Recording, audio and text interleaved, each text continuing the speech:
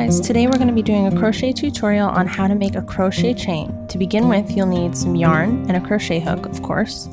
To start, take a length and make a loop like this with the yarn that goes back towards the ball on top and the cut end on bottom. From there, you're making a loop, putting your fingers through, grab the yarn with your fingers and pull to make a loop. It's called a slip knot, so if my explanation and diagram are too confusing for you, you can search for explanations of how to make a slip knot from people who are better at it than me. From there, you open up the loop and put the crochet hook in and pull on the ball side strand to tighten. You don't want to tighten it too much or it'll be very difficult for the crochet hook to slide around and do the things that it needs to do. So you can always pull on the tail side and pull away with the crochet hook to make the loop bigger, or pull on the ball side to make it smaller.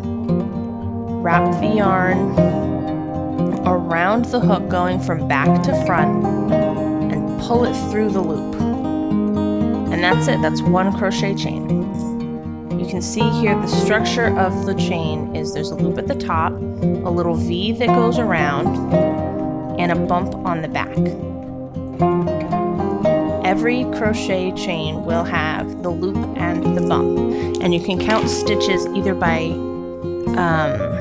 counting the loops or by counting the bumps, whichever is more convenient for you. Some people swear by one method, some by the other. It really doesn't matter, they both function the same way. So let's try this a second time. Through the loop, and you go on this way until you've made the number of chains that your pattern dictates, or if you're just doing it for fun, until you decide you're done. You can use the crochet chain as a foundation for a project. If you're familiar with knitting, this is basically the same process as casting on, but you can also use it by itself to make bracelets, cords. You can use it anywhere you would need a sturdy string. It's important to note the number of loops you have on the front will always match the number of bumps you have on the back.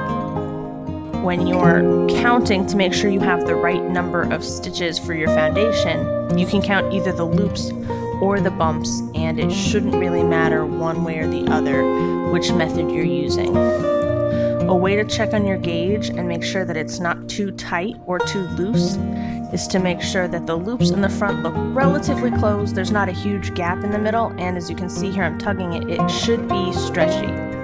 If you can't stretch it, that's fine if you're using it as cord, but if it's the foundation for a garment, this elasticity will help make sure that the garment fits properly. Alright, that's all my tips. Thanks for watching.